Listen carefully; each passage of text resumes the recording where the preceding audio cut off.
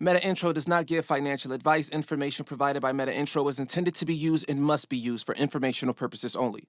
Always do your own research on the companies that you apply to and the opportunities that you invest in. Well, Heather, welcome to the Recruiting-ish podcast. As we always start, would love to hear a little bit about how you got to where you are, where you're at now, and kind of what some of the projects that you are up to are. I've got a long, strange journey, but so I'll keep it real brief. But essentially, I was born in LA, raised by a single mom, recruited to play basketball at UC Berkeley, and that's how I got into that campus, fell in love with the campus, came home and said, I'm going to Cal, but I'm not going to play basketball because back when I was in college, there was no WNBA, there was no future.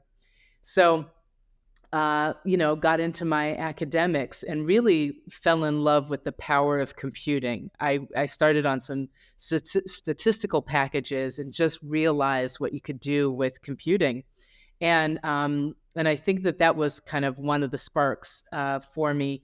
And I will also say, as a child, I was always encouraged I was pretty free range type of kid. And so I was encouraged and certainly not discouraged to tinker with stuff. So I am somebody who loves starting, fixing problems, that kind of stuff. So anyhow, I stayed in the Bay Area, come to find out 35 years with the exception of business school, where I went to Yale for business school. And in that time period, started a couple of nonprofits, a couple of for-profits. And I think that the vision for me came from right out of business school. I had worked with a consulting firm that was in the financial services industry. And this is in the mid 1990s when all the banks were consolidating. But the founder of the consulting business was Amy Errett, this woman who's also a serial entrepreneur. She founded, most recently, she's the CEO of Madison Reed, the hair dyeing company. But she was the youngest person at Bankers Trust, youngest executive, and anyway, has been very entrepreneurial. And we really scaled up that consulting business and then sold it. And so, before I was 30, there was a payday, and it was like, okay, I can pay off my business school loans, and now what do I want to do? And so I think what I really get excited about is solving real problems. And so I went from there and built my first nonprofit called SF Works. And what we did was we built bespoke training programs for people who are formerly on welfare and got them hired into living wage jobs. And I did that by, reverse engineering all the skills that somebody needed to have and working with the employers so that I knew I was getting people hired into great jobs. But I used Digital Think, which was the first e-learning technology. And that really, again, when I look back on my career, even when I wasn't building something from scratch, I was using the best of new technology and emerging technologies. So anyway, I went on to do that. We got 11,000 women hired into living wage jobs, created another nonprofit called Earn, which helped low-income people save for assets, and built the first kind of platform that was like a cross between Credit Karma and your Vanguard account, something like that. And then I went on, and then I worked for Gavin Newsom when he ran for mayor. I was his communications director. So I used an emerging technology to put his gravelly voice onto our e-newsletters. And so that was kind of fun. And then I realized that I had been running a business for a decade that helped foundations build strategies and help philanthropists do better giving, higher impact giving. And so I realized that I wanted to build my own technology business. And so I launched a company in 2012. We built enterprise software, which were digital portfolios for colleges and universities and anyone who wanted to make these multimedia portfolios. And I sold that in 2015. And then I started getting more interested on the investing side. I worked with Bill Gates and Melinda Gates at their foundation for a while, doing investing and research into new technologies, including AI and blockchain and VR and AR. And so that was 2016 and 2017. And then I thought I was going to start my own kind of investing fund at that point in time, but I was asked by Gavin Newsom, now governor, and a couple of other folks to build the first upskilling platform for the state of California, which is called Pathbrite College. And what we do is, again, like I did with SF Works, but now it's all online. We teach people the competencies for specific jobs, and then help employers hire people who have the right skills. So Amazon, an Autodesk, and some Salesforce admin type jobs. These were all jobs that we were training people for, and employers that hired them. Accenture was another good employer. And so after that, 2020, I resigned from Pathbrite College and helped start a venture capital fund. I co-founded a fund called Black Ops Ventures, which is the first venture capital fund to invest 100% into Black founders of tech companies. And the reason is only 1% of venture-backed founders are Black. I was one of those among the 1% in 2012 when I started my company. And from 2012 through 2018, I was the Black woman who had raised the most venture capital and then had the biggest exit.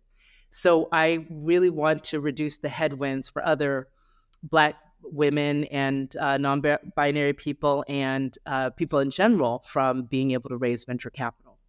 And so I have been making a lot of investments, and then I've been really active on two boards, Black Girls Code and Udemy. So those are some other activities that I've been really busy with recently.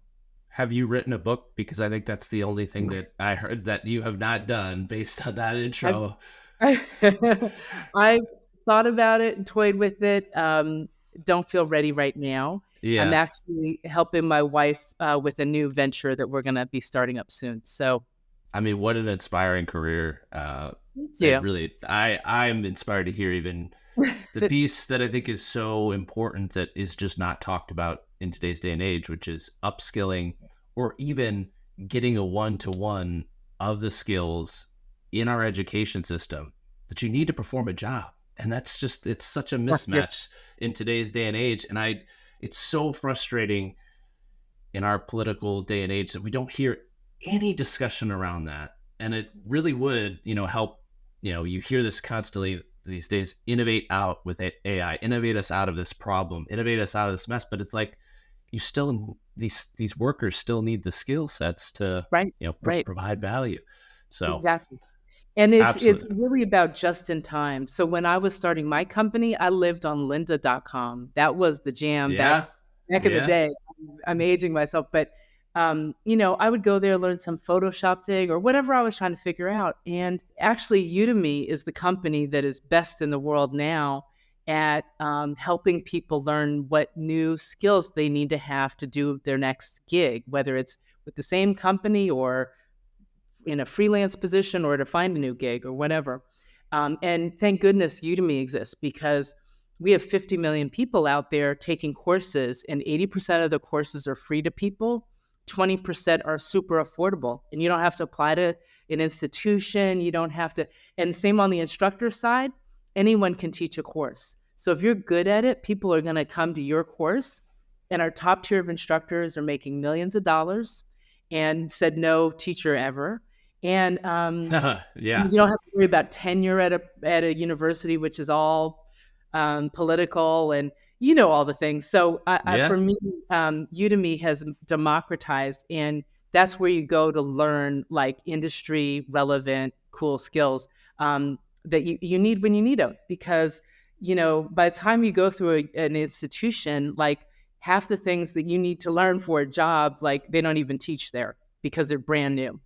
Yep, absolutely. Yeah, that's I think myself even too, like looking at education and how I found it, I look back and I've talked to people too, where there's a couple sides to the problem, right? Which is not everybody wants to or can go to the traditional college route, which is now incredibly expensive, and obviously time is of essence. It takes a while and it's getting super competitive. So the programs that you're working with, like, again, it gives you the opportunity to learn probably equally, if not better, in a better scenario, which I think opens up a lot of doors. Yeah. But then the other side of the problem, right, is recognizing or having employers that partner with you to offer opportunities and kind of recognize these programs. It sounds like, Udemy and doing some research in Black Girls Code have a pretty good network of both alumni as well as companies that value that and kind of invest into it. Tell us a little bit about maybe what that process was like to find those companies, and as a company partners with you, what that looks like. Yeah. No, it is true.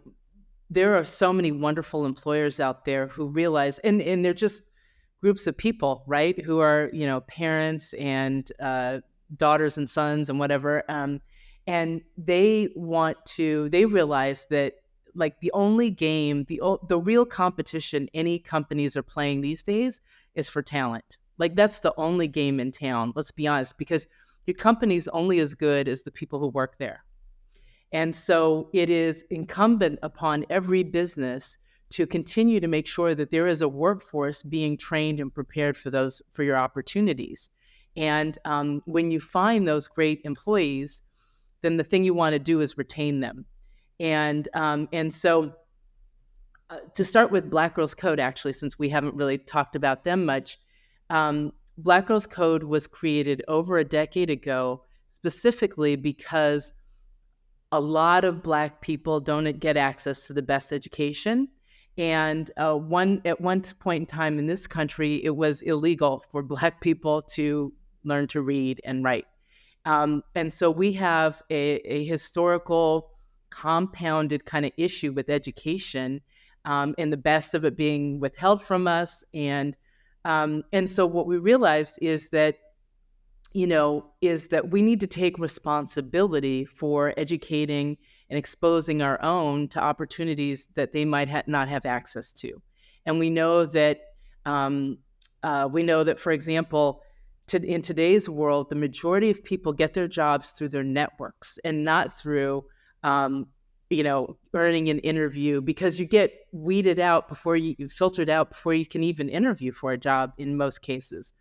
So there really needs to be network building and also exposure given to people who have been raised in low income environments, in rural communities where they just, daddy doesn't work at a big company and his buddy can't, make sure you get an internship, or the things that we naturally do when you have those networks. And so to kind of break those cycles of lack of access, you've got to be very intentional. And that's what Black Girls Code has been.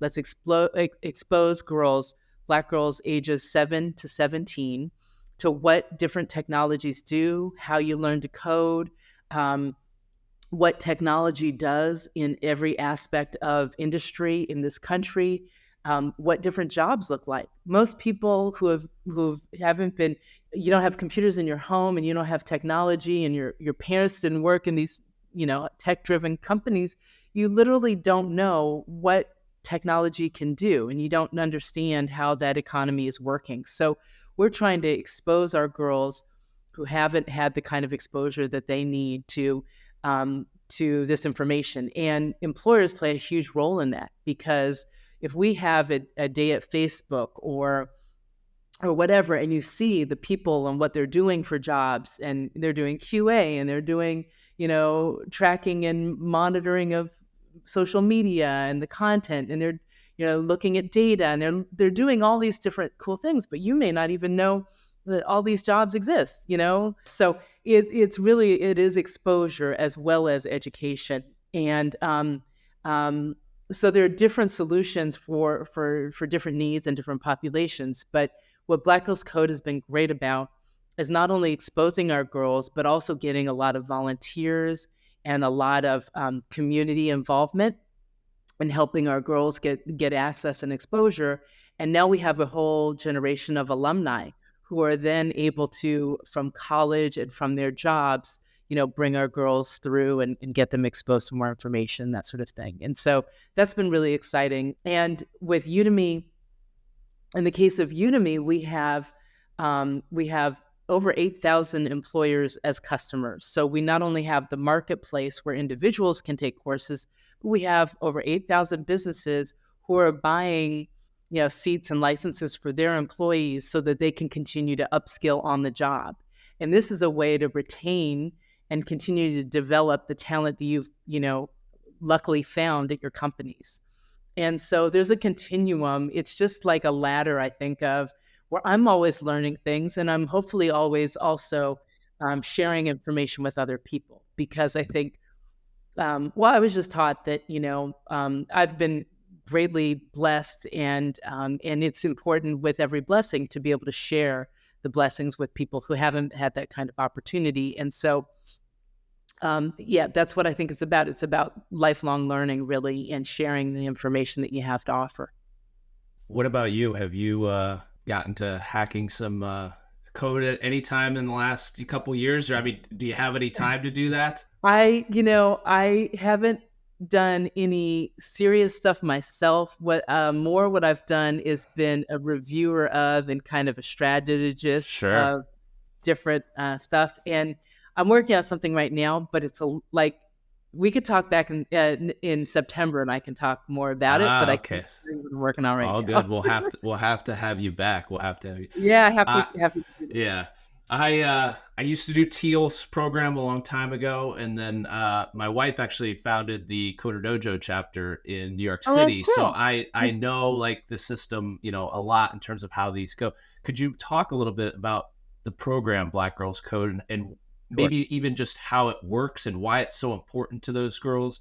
Sure. Because it is like it's a really incredible way to teach someone, and even as a mentor, you learn a lot too. I learned so much, going through those programs. So I'd love to hear from you. Yeah, sure. So we have throughout the year, we have some cohort-based learning that has become more hybrid since COVID, where we used to just have chapters that were in person with the girls and mentors who would have a session on learning to code a game or make music through coding, and et cetera.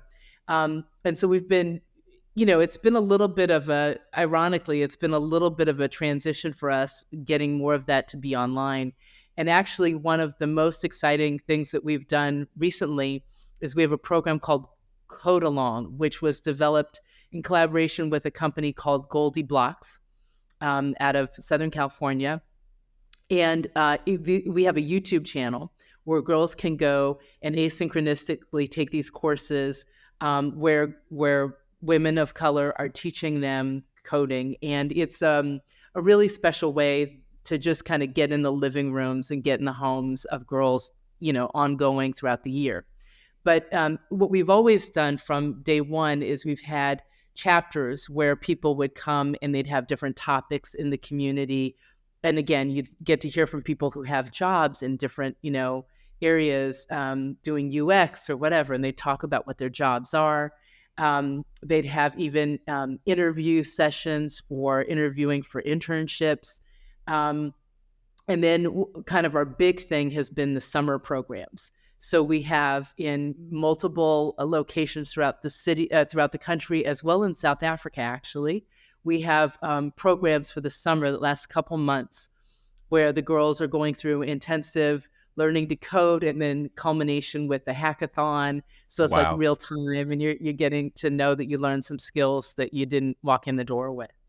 But like you said, so much of it is seeing people that look like you and your family and your mother, who are, and other people who don't look anything like you, but also are really interested in you and care and are being there to help you learn some skills and to give you some information.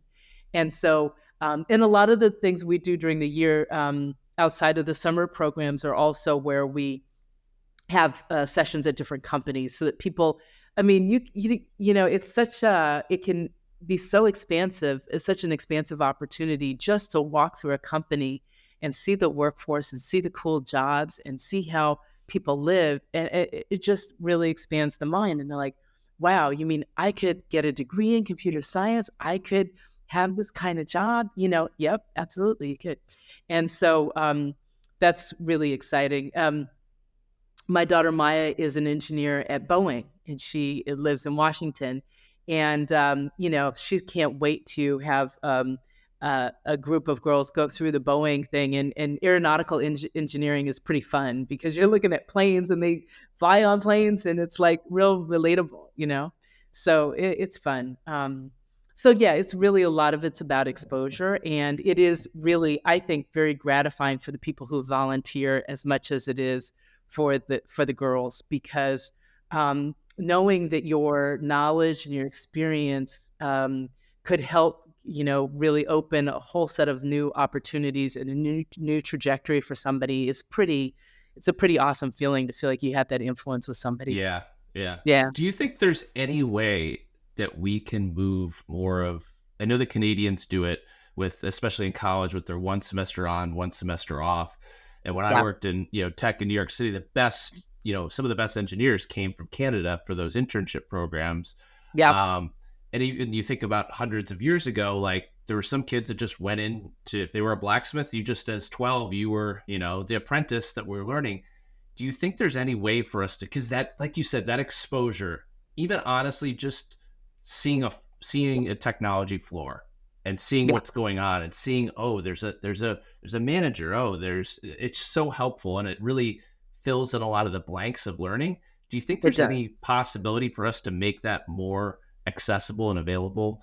I absolutely believe in the apprenticeship model for that very reason, because exposure is so important. It's both important for the person coming into a job, and it's also important for managers these days, because interviews really don't give you a great information about how somebody behaves on the job. And 100%. so, what we did at Pathbrite College, and I thought this was a great model, was we'd have people learn the competencies of the job. Let's say there are 30 competencies for a job. And once you demonstrate mastery, you've kind of completed the technical part of your work. But then it would kind of then put you into an apprenticeship at companies so that the managers could really see how to apply what you learned. And there is a difference, as we all know. There are people who are book smart and like ain't got no common sense. And so it's really important that people that you can observe people. When I had my company, I loved hiring people as consultants first and Yep. have them work on a project, because then they really interact with the rest of the team. You see how they communicate, how they do their work, and that to me is so important. So I think apprenticeships are valuable for both the employers and individuals. And in fact, there's a new company called Build Within, and what they do in particular is they do all the paperwork and the processing of apprenticeships and apprentices so that employers don't have to worry about that part of it. Amazon, though, had apprenticeships when we were partnering with them. And I think that there's more to come on that front. I really do, because it's very effective. And as you know, coming out of Silicon Valley, like a lot of the best engineers didn't even finish college degrees, didn't start them.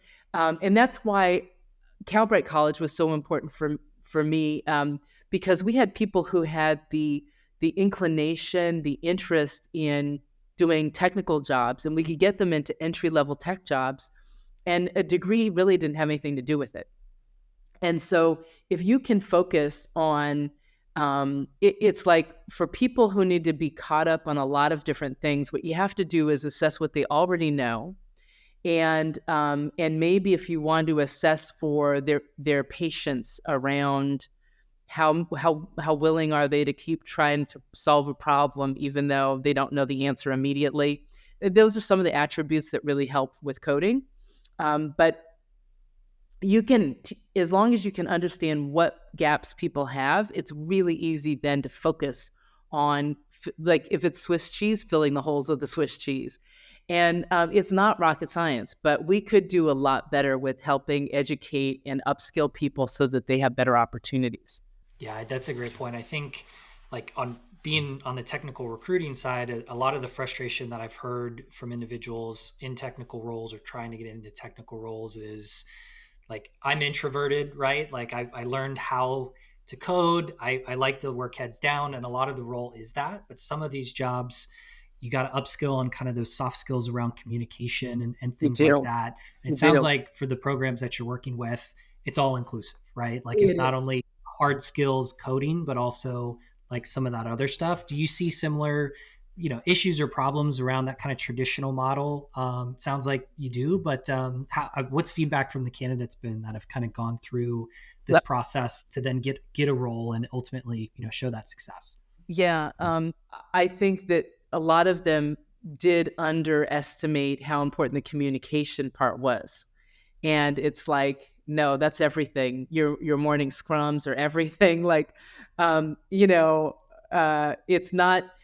There's a difference between being an individual contributor, meaning you focus on your workload, and then you've got to still, but you focus on your piece of work, but it still has to fit into a bigger puzzle. And so you've got to be able to articulate and identify, what's fitting in neatly, where you might be stuck, and you need to collaborate with somebody else to figure this out.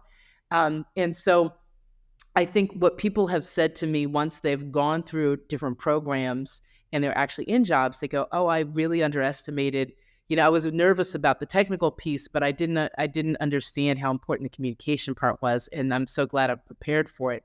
Udemy has the largest library of technical content of any online courseware of any company, and you can. There's no shortage of content where you can learn the technical skills.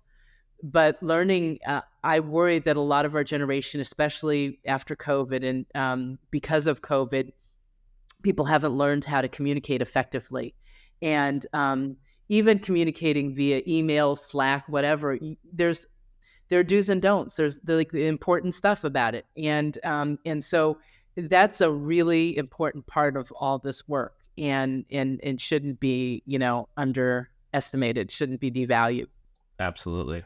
Is there anything within any of these programs that is targeting now some of the more, like somebody has a skill set and you're advancing them to a next level or opening them up to a new industry? Obviously, I'd love to hear if you guys have talked at all. Obviously, you have at Udemy AI and stuff like that, but how you're kind of weaving some of these new frontiers into the curriculum and for these individuals that are probably eagerly trying to access it. It's funny because in 2017, when I was at the Gates Foundation, we were talking about the future of work, and the future is here. So it's a funny experience. But so with Udemy, no doubt, we have 150 new courses that we just released that are really about becoming prompt engineers and learning about AI.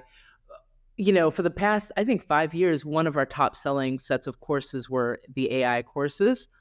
But now, now it's all coming together. And, you can imagine the potential at Udemy, which has, this such a robust amount of content that is, the other unique thing at Udemy is that on average, our instructors update their courses 4.5 times a year, which no professor ever does of any traditional course, right? And so it's really super fresh. And that's what this marketplace kind of really encourages you to keep your courses as fresh as possible. So you can imagine, with the amount of data we have with users and courses, and which courses and which moments of the course are most valuable, the possibilities for us to serve and coach our learners so much better with the use of AI ourselves. So that's really interesting. But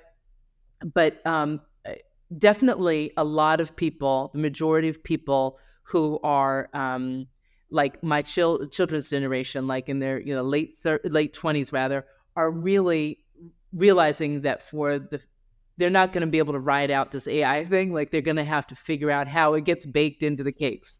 Yep. And with startups that I invest in, they're really thinking, they've been saying that they have plans for AI, but realizing that it needs to be natively built into their technologies and their processes in a way that they hadn't imagined. So that's kind of interesting. At Black Girls Code, we are actually, and I wanted to announce this here, we're actually looking for a new CEO. We have a job spec, and I got to figure out what's the best place. If they want to if they can go to my LinkedIn page, Heather We'll Hiles. link it below here. Yeah, great.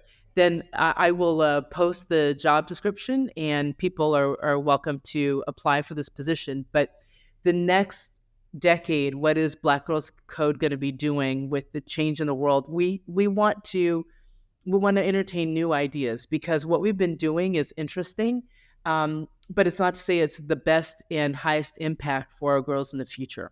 So we want to rethink, and we want somebody to kind of lead us into the future of the organization. But definitely into our curriculum for this summer, more conversation about AI and its role in technology and in our lives and in our work lives is a big topic. That's awesome. Yeah, if you're listening and you are interested in the role and match some of the specs that we'll post, definitely reach out to Heather. And who knows? We'll see if we could find you someone through the podcast. That would be awesome. And then we'll have everybody on afterwards to hear how it goes. Yeah. On that AI point, I think the conversation I've heard from maybe the recruiting side, the job seeker side, the company side is, is AI good or bad, right? When it comes to kind of the new wave of how we operate. Wow. Where do you kind of stand on that? I'm very mindful of the dangers of AI and it having its own mind. And I'm very, very deferential to deep learning. I just, as somebody who's been in the space of learning and learning technologies for 35 years, this is just such an exponentially big leap we're taking for the powers of people to learn anything and everything. It's just, I find it super exciting. What I will say is that I think my net is I'm very, very optimistic, because what I think AI means to us as humans is that we get to spend more time doing work and spending, all of our time with the things that are ultimately just human, and that more technology can do the things that are kind of dumb labor or machinations of content and information that is rote. But, when you think about a doctor, like the last time I saw my GP, she spent half her time like on a screen, like trying to find, a test result and like, trying to put in some notes. And it was a very dissatisfying experience for me. Yep. I would much prefer that she has the information already analyzed and can have a conversation with me, really focus, really be present with me, and let something record, dictate, take dictation and give her the information, the output she needs later on, so that we can really spend that human time. And that's what I think we as humans, we want. And so to me, if we can spend 90% of our lives having the good human contact, whereas we spend maybe 50% or 40% or 30% of that, depending upon your lifestyle, and the rest of the administrivia of life is kind of handled, I'm like all for it. And so I just see the power of the, making so much more space and room for what we really get out of being humans, and letting computers do, the writing of contracts and the reporting of, expense reports and the, whatever the things are that we shouldn't be spending our time, It's so many things. Even your doctor example hits home so hard of just like, what if it's just listening to you, and after the fact, it flags something that you said that they didn't even pick up. And it's just like, oh my goodness, this is, let me alert her. It's just so important. It's so important. It's so important. Like literally my son is in med school right now. And one of his first exams, they have this thing where they have you interview a patient and you're trying to find what's really going on. And it is meant to show how hard it is, because the patient doesn't always offer all the things that are really going on. And you've got to try to figure it out and get it. And yeah, if you have good computers doing all that work, and you can, bring down and have more essential human connection, it's going to be better for all of us. It's just got to be. I have to bring it back to the CEO role, which is an incredibly exciting announcement. We'll definitely have it in our show notes. Yeah. But Yeah. you said it, in your 35 years of education, this is a really exciting time to even take on a role like this, because there a little bit, is it a playbook? You can almost rewrite it a little bit. Is there anything, maybe just one thing that you're really looking for in this candidate that might match up to the, be success for, you in the program, anything like that? I mean, in a word, I would say a visionary, because we've got to have somebody who sees the future and can realize the ways in which we need to catch up our girls to be ready for the future. My grandmother used to say, "Stay ready so you don't have to get ready." Like, we need we need a little help with that. And so Yeah.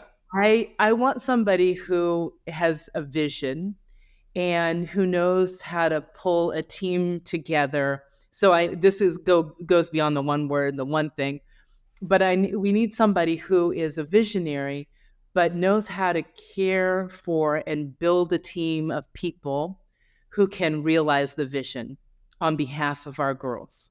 And so that's what we need. Somebody who's probably seen a lot, done a lot, and is ready to give back, and or somebody who has done a lot, is younger though, and hasn't had their opportunity for leadership yet, and really is ready to go. So there are two personas I can imagine kind of for this role. I'll tell you, a room of female engineers, there's a lot of creativity that comes from those Oh rooms. my God, I've it's seen so it firsthand. It's so different, Yep. and it really is inspiring. So, I mean, Yep. whoever's going to get this role is incredibly lucky, Yeah. because Yeah. it really is going to open up a lot of doors, not only for these young women, but, to be honest with you, for opportunities for the industry as well. We need more female engineering leadership. I'm talking specifically, I'm an engineer, and I see what it does to Yes. really differentiate an engineering team when you have that diversity within it. That's exactly right. My son's girlfriend is an engineer, and how she works for a digital health company, and how I see her approach problems is just different from the majority of male engineers that I've worked with and had worked for me. And what I found, like when I had my company, was that when you have people from all different vantage points who have, different mindsets, different approaches, different ways of doing things, you just come up with magic. You come up with the very best. And it really is not just gender-based, and but it is different lived experiences. It is different perspectives. It is the things that, a room full of people who are all similar are just going to be seeing it in one dimension. And then you bring in a whole other group of people, and it's just it just brings dimensionality to it, 100%. Yeah. 100%. Yeah. Yeah, no, I would agree. I think that's been my favorite part of working in like crypto, Web3, digital assets, and now seeing AI, is it opens up not only just location, because I think most of these companies or startups are open to kind of the global footprint, which obviously opens up, new skill sets, new mindsets, obviously gender and diversity part of that. But it also, I think, like the industry and what we're working on is cool problems, right? Like, I think 10, 20 years ago, building the internet, it wasn't cool or sexy, right? A lot of people didn't want to get into it. There was the stigma around what coding or engineering was, and that's changing, right? This new generation, I've got, a 12-year-old cousin that loves ChatGPT and does it better than I can. So like this next generation looks at these technical roles and they can see people like themselves in it and have opportunities through these communities. And I think it is making, coding cool, right? Like, do you see that, or have you gotten any feedback that's similar? Oh, definitely. I'll tell you also, 2 years ago, my wife and I moved from the Bay Area. We had a home in DC and in the Bay Area, and we moved from there to Miami. And I will also say it feels like a different center of the universe, because Silicon Valley always held itself as the center of all entrepreneurship. And there was like This is what a VC looks like. This is what an entrepreneur looks like. And I never looked like any of them, by the way, but it's fine. It was like real one way, and being here where people are speaking different languages, the Web3 community and the crypto community and biohackers, like the world is just full of different vibrancy over here in Miami. And it's a different era. Because you also know what the vibe is like in San Francisco and Palo Alto right now. It's not real energetic right now. But it is super energized over here. And people look different, but there is a whole different wave and a new generation of founders coming up with all kinds of creative stuff. And I find it so refreshing because we were in kind of a lull. And, the big innovative companies are all old right now. Like if you look at the big innovative companies, Google, Facebook, Apple, they're old cash cows now. And when I was starting my company, we were on the kind of early stages of using Slack and Stripe, and they were great. But now they're kind of like, now what? Yeah. And they did transactions. Stripe did, and Slack was a good communication tool, but there's so much more innovation to be had. And with real time fidelity of ledgers of any type, there's a power in that. There's an intellectual honesty when everybody can see the numbers in a way that institutions have held from us. So it's much more decentralized, personalized, individual. And I find all of that movement very, very exciting. I do hope, because I don't want to kill the planet, I do hope that we can innovate to a point where we are really expanding all of the solar power, all of the battery life of things, and the mobility of said power. And that we're also finding ways with data mining and everything to really reduce the massive amounts of computer energy we're expending. But if we could get it handled through all, solar power or something, we'll be okay. But we've got to keep pushing around, keeping the balance, I think, with the innovations that are really energy intensive with the innovation on that side. You've got me really charged up. I just want to go do something right now. There's so many opportunities.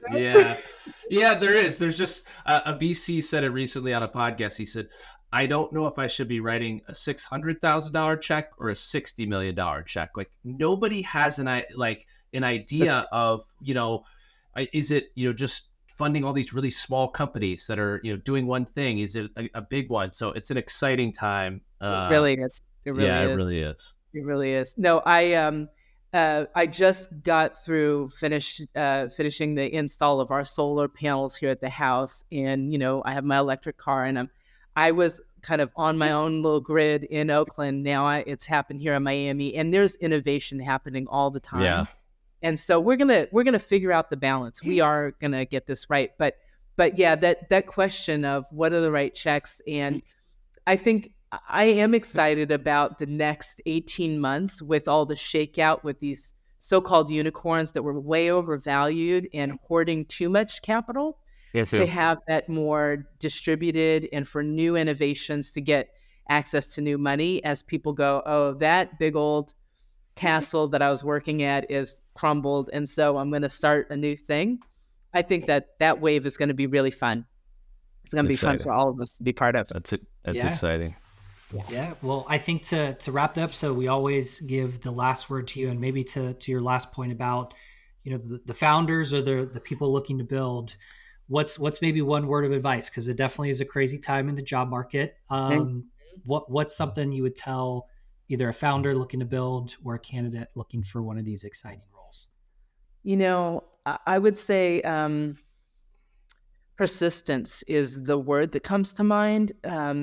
It's like really to be an entrepreneur is like running a series of marathons. You are going to have times when you finish one marathon, you got to take a serious break. You've got to really rebuild and rest your body and then you what I've noticed is that there's this whole cycle of I cocoon, I work on something, then I release it, then scale it, and then let it go, and then start the process over again.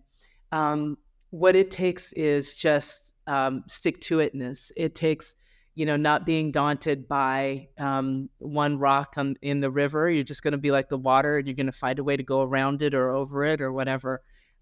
So it's persistence, I think. It's being in it for the long term. Beautiful. That's awesome. Well, thank you for joining the Recruiting Niche podcast. To the listeners, we're going to include all of Heather's information, including her LinkedIn, as well as Black Girls Codes information. We'll get Udemy in there. Definitely some links to all of these sites that you can get upskilled or new skills in these different arenas. If you're a CEO, definitely give a shout to the team and Heather so that they can check out your information. And we'll see you on the next episode of Recruiting Niche.